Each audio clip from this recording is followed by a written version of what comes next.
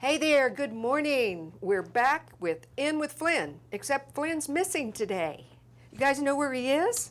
He's working somewhere else today. Okay. All right, in that case, we do have some other great guests from the city. We have our very own Chief Graves, and you brought... I brought our community outreach officer, a brand new position, Corporal Haley Evans. Hello. Hi there. Well, we're going to all talk here in a few minutes, but we hope Mayor Flynn's just doing all kinds of amazing things, and he was the one really that suggested that you might be a great fit. Okay. All right. So, you want to get started and kind of tell us, we have a brand new building. Sure. Sure. So, as most of the citizens know, as you know, we're in our new public safety building. We've been there for several months now, fully operational for a couple months. And it's going great. People ask me all the time when I see them, how's the new building? How do you like it? And of course, it's like going from, I don't know, maybe a covered wagon into a Ferrari. I mean, it's a great building. Yeah. We actually, probably this last couple weeks, I feel semi-normal there now. We have normal operations in that people are starting to, kind of like when you move into a new home, it takes a while to get your legs under you. So, but it's going great. We're just working out a few of the small bugs, like anything else when you buy something brand new, as you get into it. But the building is a great building. It's a great design. It's a great fit for the department. It's just allowing us to sort of look into the future on where the department's going to go, how we're going to grow, the different, and Corporal Evans is a prime example with her position as our community outreach officer. I'll just segue into that. We do a lot with the community. It's always been something I've wanted to do. It's always been something we love to do. We have several programs. I'll let Corporal Evans talk a lot about those, but we do, Coffee with the Cops. We do a national night out, things with the community. Because like I've always said, and we've had these conversations ourselves together, that, we can't police alone. We need the citizens' consent to police. And the way you have that is you build relationships with the citizens. And you only do that by doing activities and letting them get to know you. And we got to a point in the department where I've always done a lot of that myself, and then it's getting rather large, so we got to a point where I approached Corporal Evans, who's very good at this sort of stuff, and asked her if she would like to participate and be part of it, and with this new position to where she can now help me and go out and manage our Facebook page and do a lot of the outreach herself. Excellent. And I think you may be going to talk about this, but I think you actually ran and are continuing to run the police academy? Yes, ma'am. Yeah. Yep. We didn't get to have a spring one because of the move. I wanted to make sure that we were fully moved, but I plan to have one this fall, so be on the lookout for that. All right, so just go ahead and tell, what have you got planned for the community? So we have a Coffee with the Cop coming out in June. We've got that as an event on Facebook. I want to say it's June 20th. And then we've got Night Out, which is the first Tuesday in August. So that's coming up really soon. It's going to be in a different location this year. Oh. So we're going to be at Glasgow Ball Fields, where we've normally been at Reardon Hall.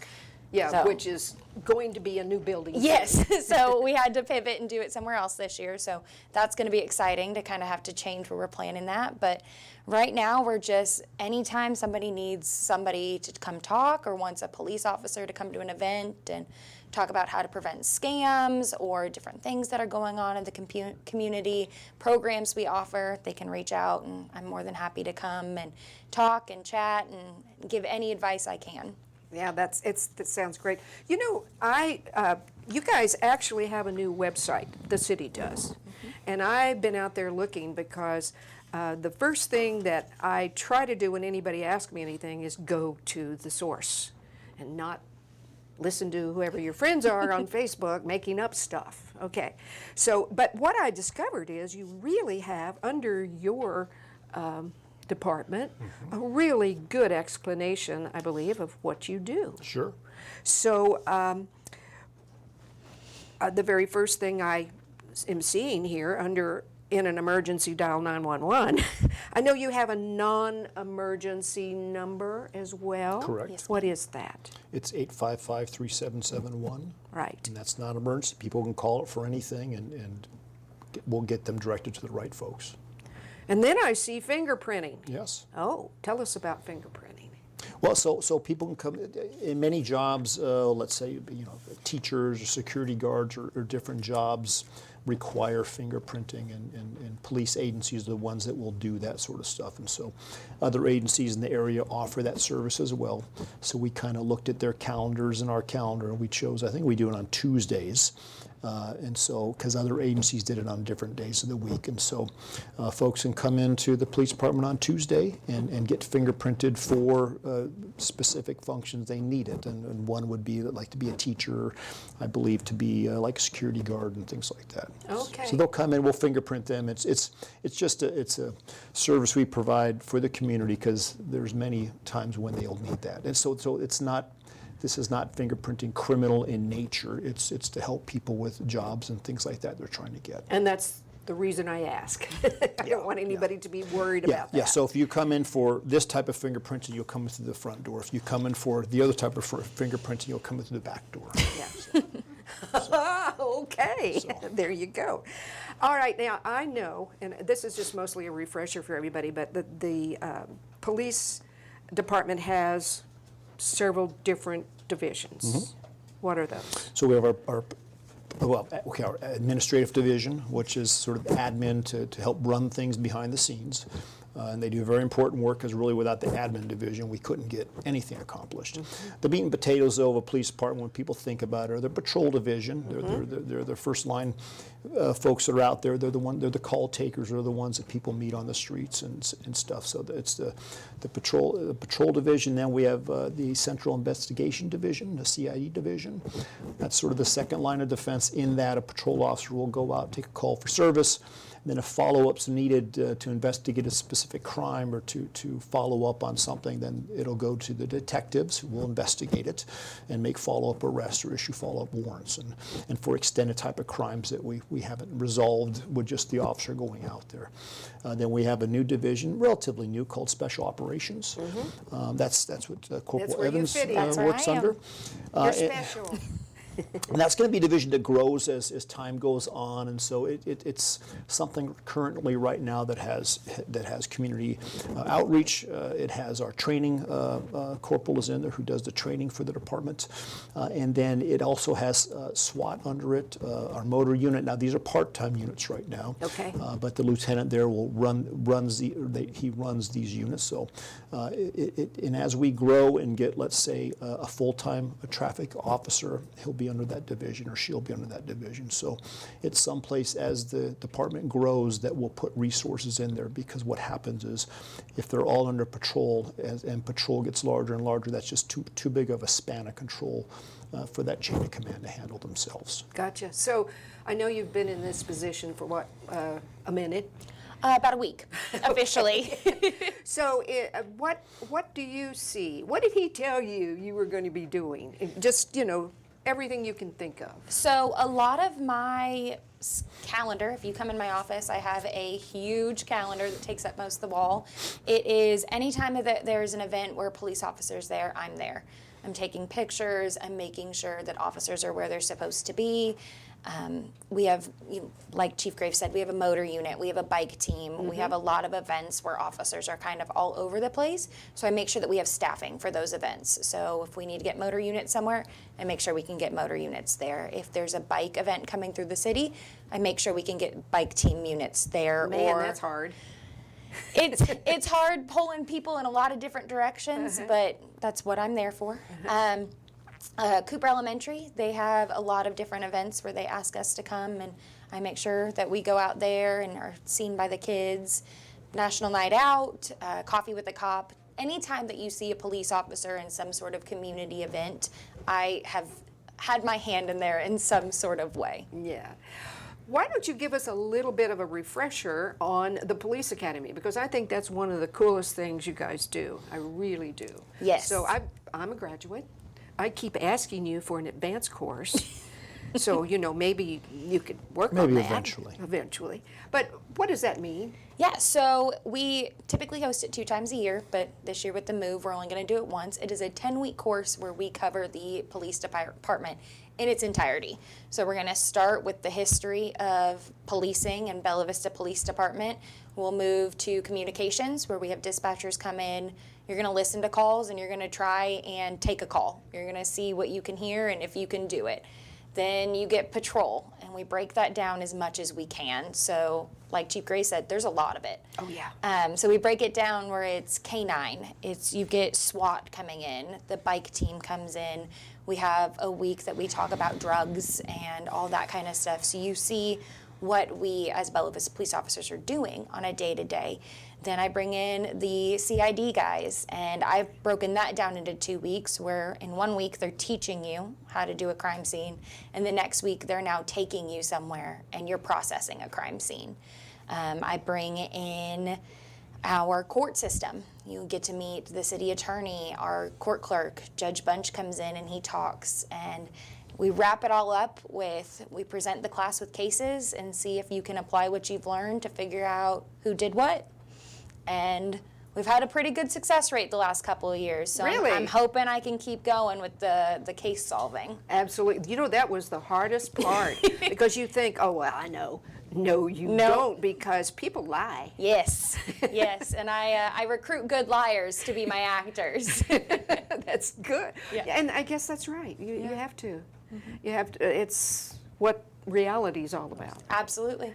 All right, I want to talk about one of my favorite parts. You just mentioned it a little bit. I love the canines. Will you talk to me about the canines again? Somebody? Sure. So, I mean, we do have three full-time canine officers and canines on the Bella Vista Police Department. They're an integral part of our patrol function. I look at our canines as a lot of people, everybody loves dogs, and so they are a great community outreach aspect of it. They do go to a lot of events, like Corporal Evans mentioned, where they meet kids, and they're very good with people. But we have to remember they are working animals, and for me, they're a force multiplier in my department, because what it allows me to do is a canine handler with his canine, with his canine, we don't have any female handlers now, with his canine can go out and do the work of several officers that it would take to do. And so they are a very important part of the department, and they'll continue to be into the future. And we could not do the work as efficiently or safely without them, because really, people don't like to hear this, but they really are. We put them in situations that are dangerous, that we could then not put our officers in. We don't want things to happen to them, but they are there to protect officers, and that's what they do. And they are officers, aren't they? They are considered officers. We do treat them as such. And so, but they're just a really great part of the operation, and we get a lot of support from the community for our canines. And actually, some of them are purchased through donations from the community, which is great. Yes. And so, actually, I think 2 of our working canines right now came from donations from the community. One gentleman in particular paid for the whole canine and what they needed outright by himself, his organization, and then the other one was donations we took at one time from citizens. Right. So what do they do? I know you said you put them in more danger. What is Sure. So canine officer do? right now our canines, they fill, we have 3 canines. They fill a position on each different shift. They act as a regular patrol unit right now, so they do go out and take calls for service. But then they'll go out and do specific special things, like if an officer's on a traffic stop and we need to go in and see if maybe there's narcotics involved with that individual, they'll go out there and they'll see if they can hit on narcotics. They'll go out there to just sort of pull security on certain calls for service, that maybe we have an aggressive person. They'll stand off in the background and sort of, a lot of people calm down. A lot of people will be very aggressive with police officers, but when a canine's sitting there in the background barking at them, they tend to calm down. No kidding. Most people have an innate fear of dogs, and they don't want to get bit, and it's probably a good reason for that, because the dogs, when they do bite, can do quite a lot of damage. And so they, but their daily activity is going out taking calls for service, then going and assisting other officers on specific calls, If a suspect runs, the canines will do tracking and they'll find the suspect. And so they'll just do a multitude of things to assist officers out in the field. They live with their handlers, right? They do the handler, yes, the handlers take them home, they live with the handlers, they live with the family.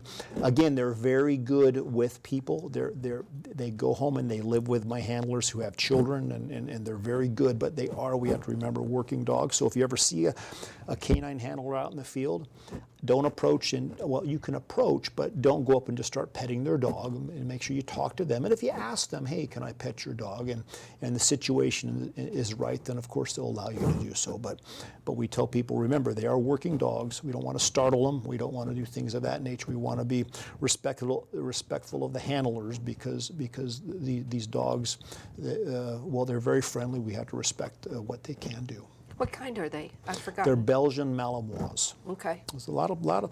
That's a very popular dog now for canines. In the past, I've been doing this for over 3 decades. In the past, we've used shepherds, but what law enforcement has found is that Belgian Malinois are a little smaller than shepherds, and so they tend to be able to, because they do a lot of jumping, their hips will last a lot longer. There's a lot longer working life out of a Belgian Malinois because they're a little smaller, so it's not as hard on their bodies. But being that they're smaller, they're actually more high energy, and they can be more aggressive when they need to be. And so they're just an all-around, probably the best all-around canine working dog for just all-around canine function. I mean, if you want to specifically track, and do nothing but looking for bodies, then you might go with some sort of hound type dog. Oh, okay. That hits off specific scents. Like our canines, when they track somebody, they're not necessarily tracking a specific scent. They're tracking on sort of aggression pheromones and things somebody who's running would give off, and so they're tracking on things like that, not specific scents where you would give another dog that was just used for tracking something to smell of the person you're looking for, and they go out and look. And so the Belgian Malinois is just the all-around best dog, I believe, for the all-around canine function.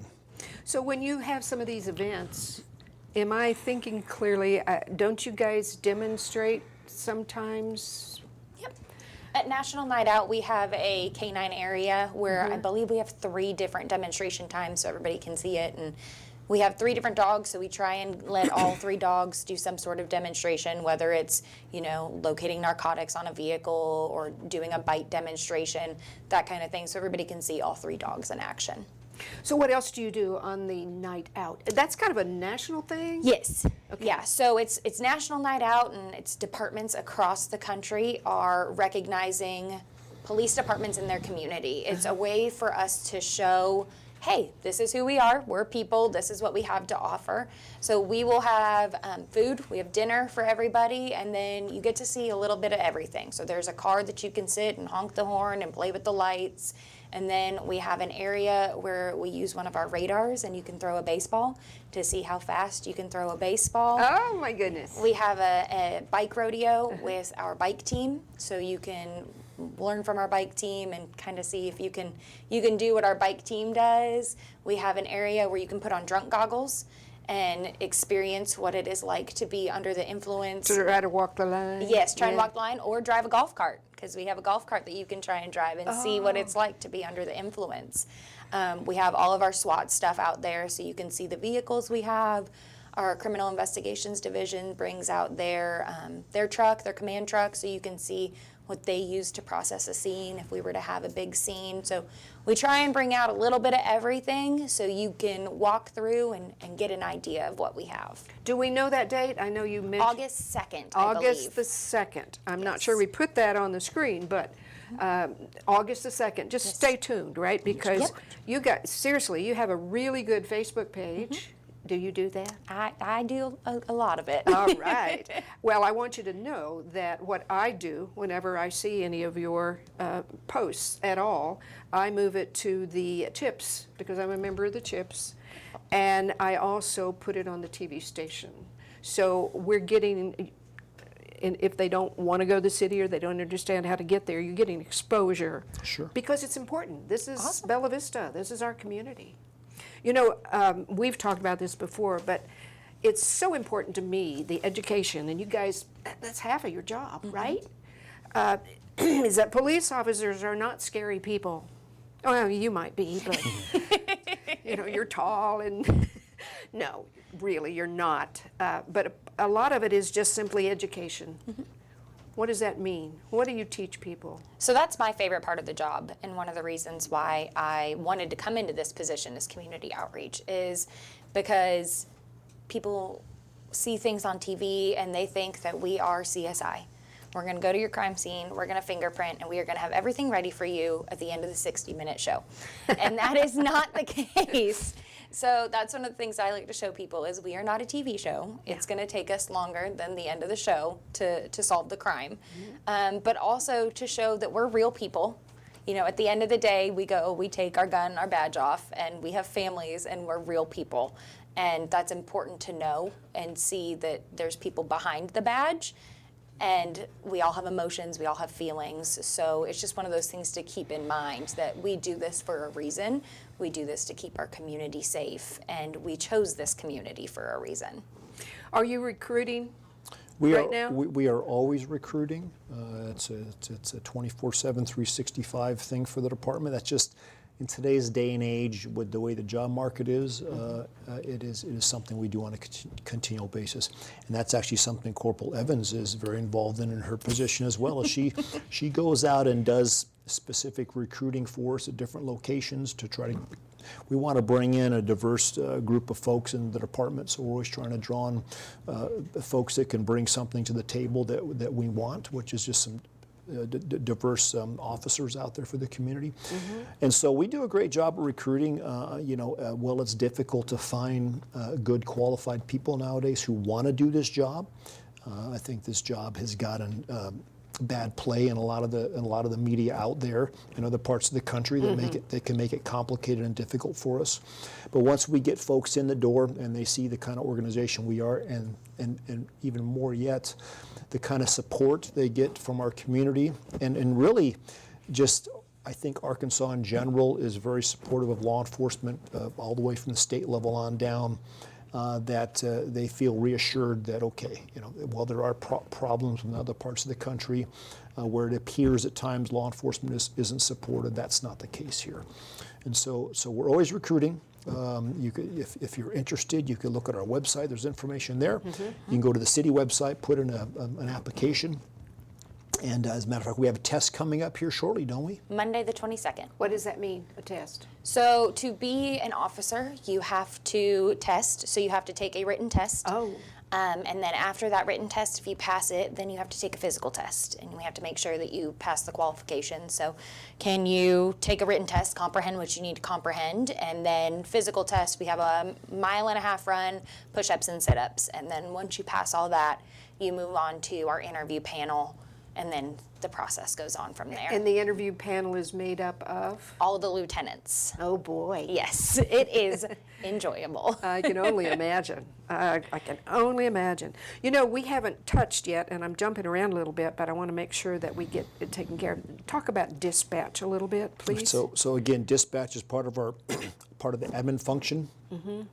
In that, without dispatch, we couldn't do the job, and so sometimes dispatch goes unrecognized to a certain extent. They're sort of locked away in their own little part of the building by design, where they could withstand weather events where the rest of the building could not, and so it's a FEMA rated, built to FEMA standards dispatch center. And a lot of times the work they do doesn't necessarily get recognized as much as the work maybe an officer might do on the streets. But without them, we couldn't do the function. So we have a dispatch staff of 12 dispatchers. We're going to raise that to 13 dispatchers after the mid-year, and then we have a lieutenant that runs that division. He has a dispatch manager that assists.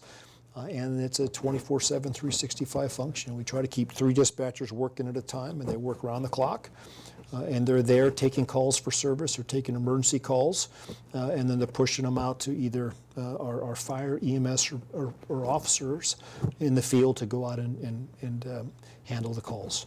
Excuse me, I, on a personal level, had to call 911 recently, and what I also understand, it's a central Benton County? It goes So- into Benton County and then they disperse you to the right So there's city? a couple types of dispatch centers. There's Okay. primary PSAP and a secondary PSAP, and right now we're a secondary PSAP.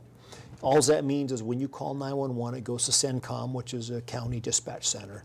They pick it up, you tell them what the emergency is and where you're located, and they're going to send you right over to us. There's not a delay. There's a delay of seconds. Oh, I if know. It's anything. just, And then when you get to us, actually, I believe you get quicker service because you're talking to a dispatcher in Bella Vista who's familiar with Bella Vista, who's familiar with where you're at, who's familiar with how to get people to you quicker. And then we have a process put into place where they'll immediately, again, dispatch our fire, our EMS, or patrol. And so the dispatchers are doing all three functions within the dispatch center. yeah. Okay. What's the best part of your job? Oh, goodness. That's hard. I think my favorite part of the job is when I get to go to the school and see the kids and do that kind of stuff. And when they see the cars, and everybody wants to be a police officer when they see that. The best part of the job is getting to do the events and getting to set up that kind of stuff and seeing the community come and interact with the officers. I like to stand back and just kind of watch all of that. That's the best part of the job. You know, speaking of schools and things like that, today we have with us the Lions news team from the middle school in Gravette, and I don't know if a camera can even pick them up in the dark, but we welcome them today, and I'm hoping, we're glad you're here, by the way, and we hope you are learning something a little bit about the police function. Absolutely. Yeah, yeah. So what's your favorite part of the job?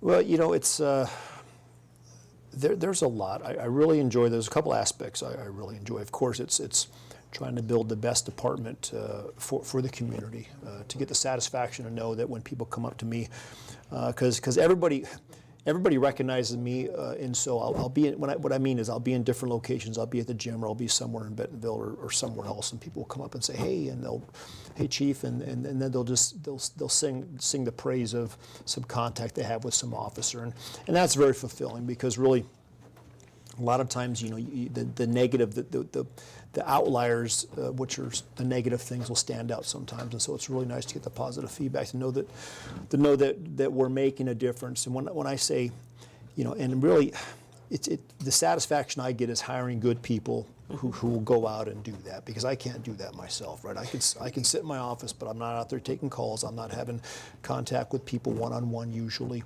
And so a real big satisfaction as well is hiring good people, and making a difference in their lives and their families' lives, and then giving them the opportunity to go out there and make a difference in the community lives, the citizens' lives in a positive way. And that is very satisfying. To see that change take place and go on over the years, and we're always trying to get better. You know, I think we're really good right now, but Yeah. You know what? Next year, if you ask me, I'll say, yeah, we're better than we were last year. And that's You know, my you're goal. only as good as your last show. You know that, right? That is correct. That is correct. And so we're always trying to improve, and we're always trying to do better, because I think we always can do better. And so that's a satisfying thing. Okay. Do you do tours? Could people come to the police station if they made an appointment ahead of time, or not? Yeah, so I'm going to say, generally speaking, no, because we're a working facility now, so there's certain areas that I just can't disrupt and walk people through. But if you're really interested in getting a behind-the-scenes full tour of the police department, then sign up for our Citizens Police Academy, There you because go. that's where you're going to get it. Because at that point, I will allow the Citizens Police Academy class, which is usually 16 or 17 folks, to get a full tour, dispatch, and everything of the entire building, because that's just part of that function of the Citizens Police Academy. But for me to schedule individual tours is just, it's too problematic. You have to understand, when I take people when people go behind the scenes, it stops our operation to a certain extent, because there's certain things we can't legally let people see who don't have certain certifications. And so all my detectives have to put their stuff away. Everybody's got to take things off their desk. We got to shut the computers off because certain things can't be on computer screens. So it's a process. And so no, I can't do that on an individual basis, but we can do that for specific groups, and the Citizens Police Academy is one of those groups. Or they can watch the show we did. Or they can watch the show. we, Correct. we did a walkthrough, so that's always fun too. You know, we have about a minute left, so would you please just tell if somebody wanted, 911's obvious, but if they wanted to talk to you, if they wanted to get a hold of you, where are you located and how do they do that? Sure. You mean me specifically or the department? The department. Yeah, so they can call our non-emergency number, Which is? 855-3771, or they can come down to the building itself. We're open Monday through Friday to the public, 8 till 4 p.m., okay? We're right down here off of Forest Hills Boulevard. There we go. It's right on the screen. Yeah, Good. right. There you go. There's the address right on the screen. Just come down, walk in, and the way the department's built, it's very easy. You have the police records on one side, you have court records on the other side. You have our city attorney down there.